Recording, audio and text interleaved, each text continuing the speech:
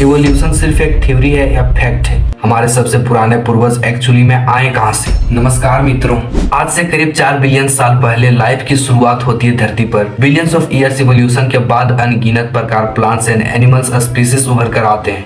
ये सारे पेड़ पौधे, जानवर और जीव जो आप देखते हैं आज के दिन, वो सब आए इवोल्यूशन के चलते। इनमें से एक स्पीसीज होती है होमो स्पीसीज की भी, यानी इंसान। बट सवाल ये उठता है कि अगर इंसान बंदर से आए तो आज के दिन भी हमें बंदर क्यों देखने को मिलते हैं? ये सारे बंदर, चिंपांजी और गोरिल्ला ये सब इंसान में इन्वॉल्व क्यों नहीं हो जाते? ऐसे सवाल अक्सर उठाए जाते हैं लोगों के द्वारा और कुछ लोग इवोल्यूशन को नकार ही देते हैं, कहते हैं ये झूठ है। आखिर कितनी सच्चाई इस थ्योरी के पीछे? यह थ्योरी है या फैक्ट, और कैसे ये अलग अलग प्रकार के जीव इन्वॉल्व किए? तो आइए जानते हैं आज के इस वीडियो में।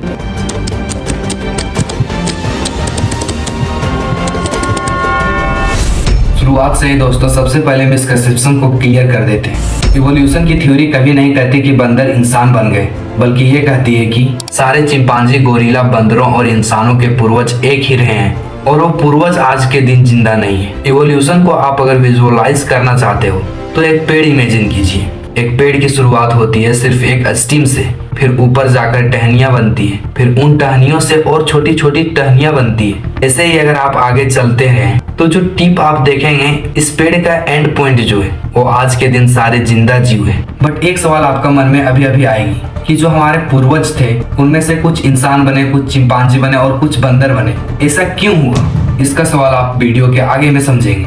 साल 1859 में चार्ल्स डार्विन ने अपनी एक ऐतिहासिक किताब लिखी थी, on the origin of species. इस किताब में उन्होंने थ्योरी ऑफ नेचुरल सिलेक्शन के बारे में बात करी थी। अब थ्योरी ऑफ नेचुरल सिलेक्शन सुनकर आपको लगेगा कि कोई बड़ी मिस्टिकल सी चीज होने लग रही है, सभी जीव में कोई इनर इंजीनियरिंग चलने लग रही है। लेकिन ऐसा कुछ नहीं है, बड़ा सिंपल फंडा है। जब भी रिप्रोडक्शन होती है इंसानों में, जानवरों में, पेड़ पौधों में, तो जिन्स जो है वो एक दूसरे जिम में जाती है। हमारे जिन्स बच्चों में पास आउट होती है और जब भी यह होता है तो जिन्स में म्यूटेशन देखने को मिलती है। थोड़े बहुत बदलाव भी आ जाते हैं जिन्स में और कुछ वेरिएशन देखने को मिलते हैं। जैसे कि अगर आप एग्जांपल ले लो, आपकी ब्राउन आंखें हैं और आपके बच्चों में ग्रीन आंखें देखने को मिलती है। इसका मतलब है कि अचानक से एक म्यूटेशन आ गई उनके जिन्स में। आंखों को कलर देने वाली जिन्स में हो सकती है ये आगे आने वाले बच्चों में भी ग्रीन आंखें देखने को मिले।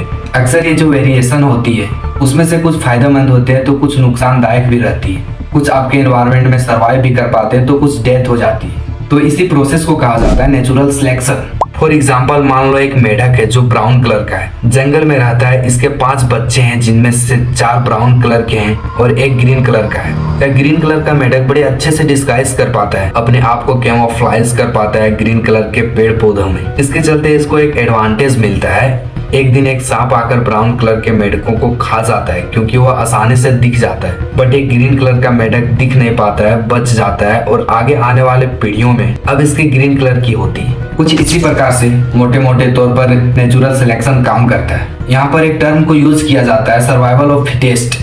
कुछ मोटिवेशनल स्पीकर्स इसको मिसयूज करते हैं, यह कह करके जो फिजिकल फिट है वही लोग सर्वाइव कर पाएंगे।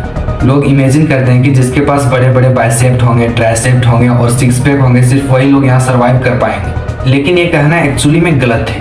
चार्ल्स डार्विन के अकॉर्डिंग फिट का मतलब है कि जो अपने आसपास के एनवायरनमेंट में सबसे अच्छे से फिट बैठ पाए। अब आपने बेसिक समझ लिया। आप समझते हैं कि इवोल्यूशन एक्चुअली में हुआ कैसे। इवोल्यूशन के ट्री में अगर आप पीछे जाते हैं तो हर किसी में आपको एक कॉमन एंसेस्टर देखने को मिलेगी। कई बिलियन साल से आगे चले तो एक बड़ा खास बैक्टीरिया उभर कर आता है इवोल्यूशन के चलते, साइनोबैक्टीरिया। ये पहला ऐसा बैक्टीरिया होता है जो फोटोसिंथेसिस कर पाता है, यानी धूप का इस्तेमाल करके एनर्जी जनरेट करना। इसमें पानी को भी एक फ्यूल की तरह इस्तेमाल किया जाता है और एंड में यहाँ पर प्रोडक्ट निकलता है ऑक्सीजन।